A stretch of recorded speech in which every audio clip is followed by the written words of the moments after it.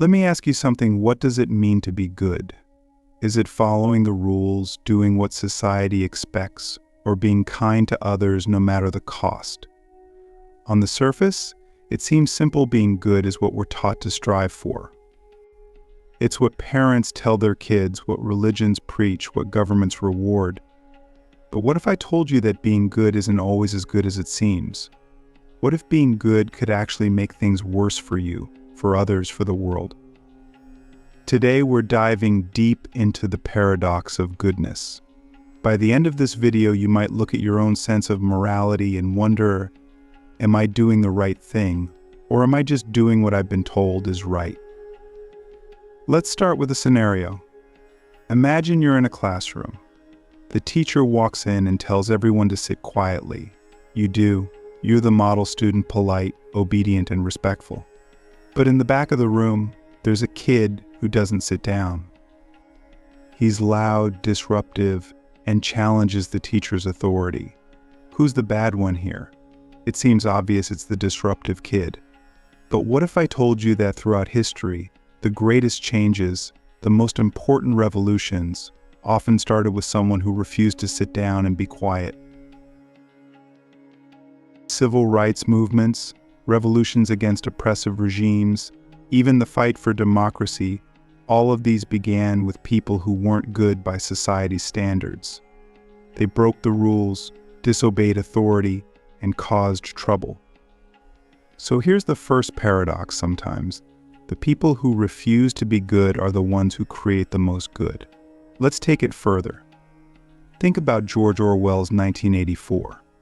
In Orwell's world, being good means absolute loyalty to the party. It means following the rules, believing the lies, and betraying anyone, even your loved ones, if the party demands it. The good citizens are the ones who comply, who never question, who do exactly what they're told. But Orwell shows us something terrifying. When being good is defined by those in power, it can lead to the destruction of truth, freedom, and humanity itself. So here's the question: when you try to be good, whose definition of good are you following? Is it your own, or is it someone else's? And if it's someone else's, how do you know they're right? Think about the way we're taught morality as kids. Most of us are taught to follow rules: don't lie, don't steal, don't hurt people. These are good principles, right? But life isn't always that simple. What if telling the truth means hurting someone? Click subscribe to this channel to get more profound insights. What if breaking the rules means saving a life? And here's where things get even messier. What if the rules themselves are unjust? Imagine living in a society where the law says certain people don't deserve the same rights as others. In that society, being good means following those laws. So if you obey, are you truly good, or are you complicit? Let's bring it closer to reality. Think about times in your own life when you tried to do the good thing, the right thing, and it backfired. Maybe you stayed quiet to avoid conflict, only to watch a bad situation get worse. Maybe you helped someone who took advantage of you. Or maybe you followed all the rules, worked hard, and still didn't get what you were promised. These moments make you question everything. They make you wonder, is being good really worth it? Or is it just a way for others to control me? Here's another layer to this paradox sometimes. Being good can make you blind to the bigger picture. When you're so focused on following the rules or doing what's expected, it's easy to miss the harm those rules are causing. It's easy to think, I'm just doing my job, or I'm just following orders, without stopping to ask whether those orders are ethical. History is full of examples of this. Think of soldiers who carried out atrocities because they were just following orders. Think of people who turned a blind eye to injustice because they didn't want to rock the boat. Being good in these cases wasn't just bad, it was catastrophic. Now, I'm not saying we should all go out and start breaking rules or being selfish. That's not the takeaway here. What I'm saying is that we need to think critically about what it means to be good. Because if we don't, we risk becoming pawns in someone else's game. We risk doing harm while thinking we're doing good. So how do we navigate this? How do we decide when being good is truly good and when it's just blind obedience? Let's break it down. First, being truly good requires awareness. You have to understand the context of your actions, the systems you're operating within, and the consequences of what you're doing. This means questioning authority, questioning rules, and even questioning your own beliefs. It's not easy. It takes courage and a willingness to be uncomfortable. But without this awareness, you're just going through the motions. You're not choosing to be good, you're being told to be good. Second, being good requires balance. It's not about always putting others first or always following the rules. Sometimes being good means standing up for yourself. It means breaking the rules when the rules are wrong. It means being willing to be seen as bad by society if it means doing what's truly right. This is where many people struggle. We're so afraid of being judged, of being labeled as selfish or rebellious, that we go along with things we know are wrong. But here's the truth: being truly good isn't about being liked. It's about doing what's right, even when it's hard. Finally, being good requires humility. You have to accept that you won't always get it right. You'll make mistakes. You'll hurt people, even when you're trying to help. But that's part of being human. The important thing is to learn from those mistakes, to listen to others, and to keep striving for something better. Because real goodness isn't about being perfect, it's about being willing to grow. So, where does this leave us?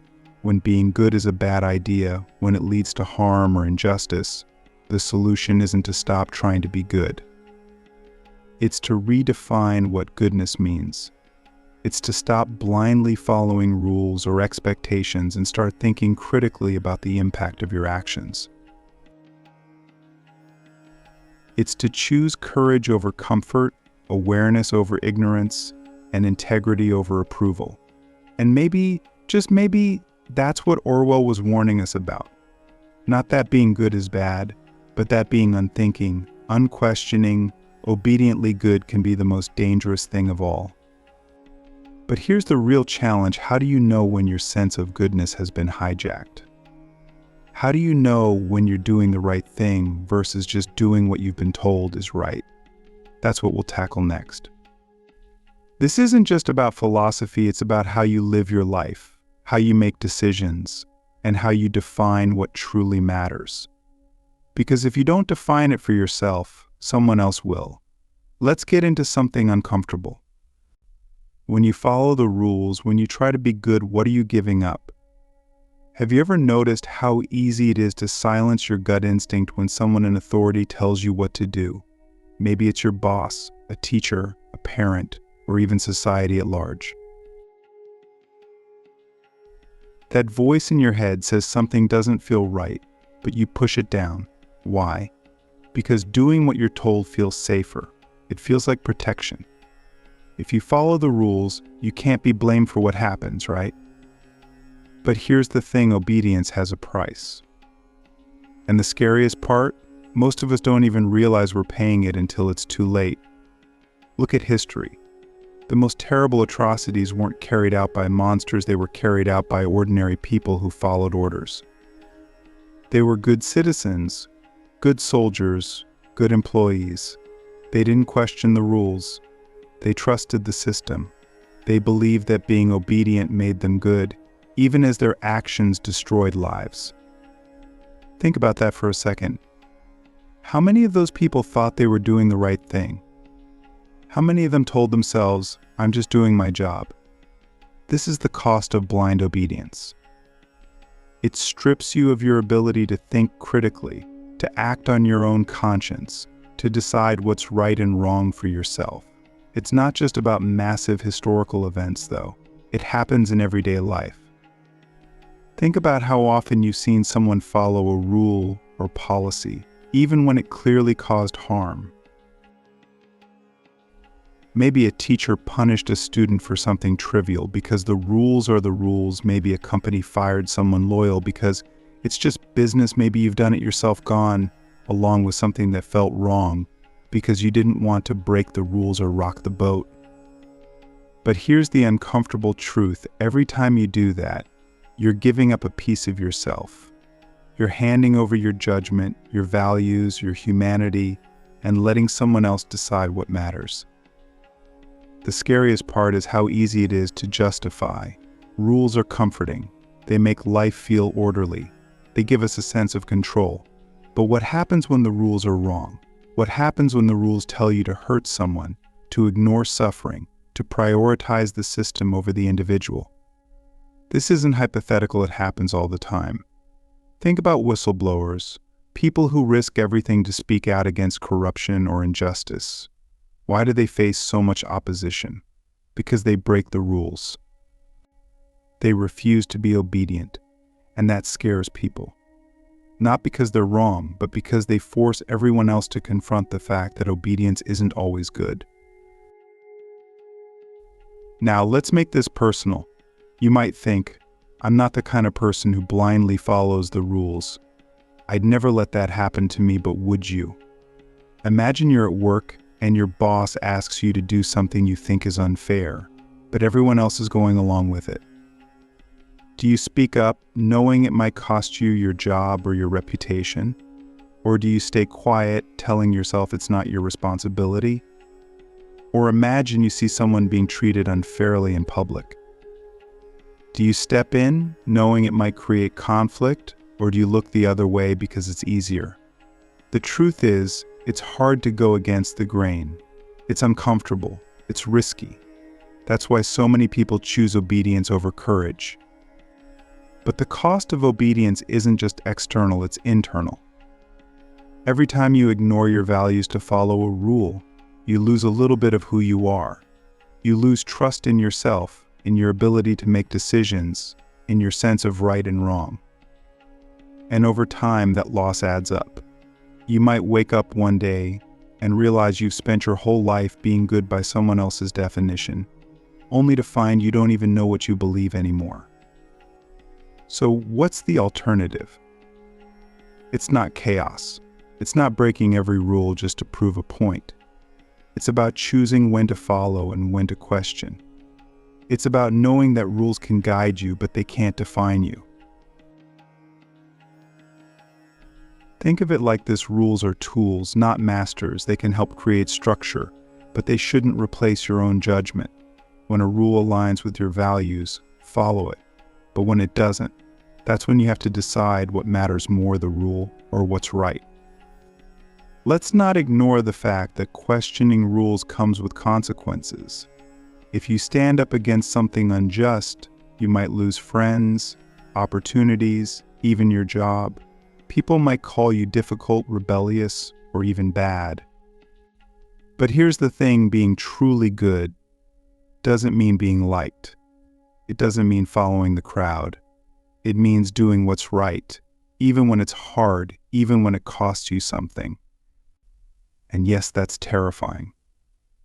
But what's the alternative? Living a life where you compromise your values every time they conflict with a rule. That's not a life, it's just survival. Let's go deeper. Why do we even have rules in the first place? At their best, rules are meant to protect us, to create fairness, to make life better for everyone. But at their worst, they do the opposite. They become tools for control, for maintaining power, for suppressing dissent. And the line between the two isn't always clear. That's why it's so important to question who benefits from a rule and who it harms. If a rule protects the powerful at the expense of the vulnerable, is it really a good rule? And if it's not, why should we follow it? Orwell warned us about this in 1984. He showed us a world where rules weren't about fairness or protection, they were about control. They existed to keep people obedient, to crush individuality, to make sure no one ever questioned the system. And the scariest part? The people in Orwell's world didn't even realize what was happening. They followed the rules because they thought it made them good, without ever asking who defined good or why. Sound familiar? So what do we do with this? How do we live in a world where rules are sometimes necessary but often flawed? It starts with awareness. Pay attention to the rules you follow and the ones you don't. Ask yourself, not in an abstract, philosophical way, but in a real, practical way whose definition of good you're living by. Is it yours or is it someone else's? And if it's someone else's, do they deserve that power over you? This isn't easy. It's not supposed to be. But the alternative, living a life of blind obedience, of following rules without question, is far worse. Because the cost of that isn't just your freedom or your individuality. It's your humanity. And that's a price no one should have to pay. Let's get something straight right from the start. Breaking free from blind obedience doesn't mean destroying every system, rejecting all authority, or living in chaos. It's not about being reckless or rebellious for the sake of it. It's about reclaiming your ability to think, to choose, and to act based on what's truly right, not what you're told is right. But here's the catch: breaking free requires courage. And courage isn't what most people think it is. It's not loud, it's not glamorous. Most of the time, courage is quiet, uncomfortable, and lonely. It's making the harder choice when the easier one is right in front of you. It's speaking up when silence would let you blend in. It's being willing to risk something, even the comfort of your own certainty, for the sake of integrity. So how do we do it? How do we live in a world full of rules, expectations, and systems of power without losing ourselves in the process? Let's start with something simple but crucial. You need to know your own values. Think about it. How can you decide when to obey and when to resist if you don't even know what you stand for? Most of us go through life without ever thinking about this. We inherit our values from our parents, our culture, our religion, or the society around us, and we accept them without question. But are they really yours, or are they just what you were taught to believe? Take some time to figure out what truly matters to you. Not what you've been told should matter, but what actually does. What principles are you willing to fight for? What lines are you unwilling to cross, no matter what? And here's where it gets tricky. Once you know your values, you have to live by them. That sounds obvious, but it's not.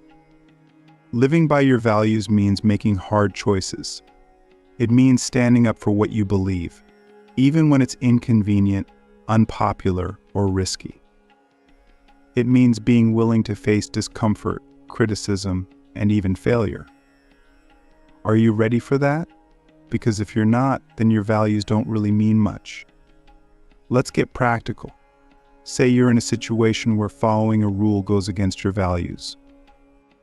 Maybe your employer asks you to do something unethical, or you see someone being treated unfairly, or you're pressured to stay silent about something wrong. What do? The easiest thing is to comply. To tell yourself, it's not my place, or I don't want to cause trouble. But what does that cost you? Sure, you might avoid conflict in the moment, but you'll carry the weight of that decision long after the situation is over. You'll know you compromised your values, and that knowledge doesn't go away. So how do you act with courage without blowing up your entire life? Here's the key: pick your battles. Not every rule needs to be broken. Not every fight needs to be fought. Courage isn't about resisting everything, it's about resisting the right things. If you try to fight every injustice, you'll burn out, you'll lose focus, and you'll lose effectiveness. Instead, ask yourself, is this a battle worth fighting? Does this align with my values? Can I make a real difference here? If the answer is yes, then act. If the answer is no, then save your energy for the battles that matter. But even when you pick your battles, acting with courage is still hard. Why? Because fear gets in the way. Fear of failure, fear of rejection, fear of losing something important. And let's be honest, those fears are valid. There's always a risk when you stand up for what you believe. But here's the thing: fear doesn't have to control you. Courage isn't the absence of fear, it's acting in spite of it. It's recognizing that the cost of staying silent, of doing nothing, is often greater than the risk of speaking up. And when you think about it that way, the choice becomes a little clearer. Let's take this idea further. What happens when your courage inspires others? Imagine you're in a meeting, and someone says something harmful or unfair. You're scared, but you speak up. In that moment, you've done more than just stand up for your values. You've shown everyone else in the room that it's possible to resist. You've created a ripple effect. Maybe someone else will find the courage to speak up next time. Maybe the culture of the room will start to shift. This is how change happens, not through grand gestures, but through small, courageous acts that inspire others to do the same. But let's not romanticize this. Being courageous doesn't always lead to a happy ending. Sometimes you'll face backlash. Sometimes you'll lose opportunities, relationships, or respect. That's the reality of standing up for your values. But here's the question: what's the alternative? Living a life where you betray your own beliefs to avoid conflict. Fitting in at the cost of your integrity. That might feel easier in the short term, but in the long term, it will eat away at you. Because deep down, you'll know you weren't true to yourself. Here's another uncomfortable truth: courage doesn't always mean you'll win. You might fight for what's right and still lose. You might speak up and not be heard. You might resist and see nothing change. That's hard to accept, but it doesn't make your actions meaningless. Because courage isn't about the outcome, it's about the effort. It's about knowing you did the right thing, even if no one else noticed or cared. And sometimes the act of resisting is enough. Sometimes it's enough to show that not everyone will go along with what's wrong, that not everyone can be controlled. Now, let's talk about balance. Courage isn't just about standing up to others, it's also about standing up to yourself. Sometimes the hardest rules to break are the ones you've created in your own mind. Maybe you've told yourself you're not smart enough, brave enough, or strong enough to make a difference. Maybe you've convinced yourself that your voice doesn't matter. These are the rules that keep you stuck, that hold you back from living fully. Breaking free from them takes just as much courage, if not more, than resisting external rules. Are you willing to challenge those thoughts? Are you willing to believe in your own power, even when it feels impossible? So where does this leave us? Breaking free from blind obedience doesn't mean rejecting all rules or living in constant rebellion. It means living with intention. It means questioning what you've been told and deciding for yourself what's worth following and what's worth resisting. It means being willing to face discomfort, fear, and loss for the sake of something bigger: your values, your integrity, your humanity. And yes, it's hard, but it's also worth it. Because when you live this way, you're not just surviving, you're living. Fully, authentically, and courageously. Let me leave you with this: the world doesn't need more people who are blindly good, it needs more people who are brave enough to define goodness for themselves, who are willing to resist when resistance is necessary, even when it's hard, who are willing to act with courage, even when it costs them something. Because in the end, that's what makes life meaningful: not following the rules, but living in a way that's true to who you are.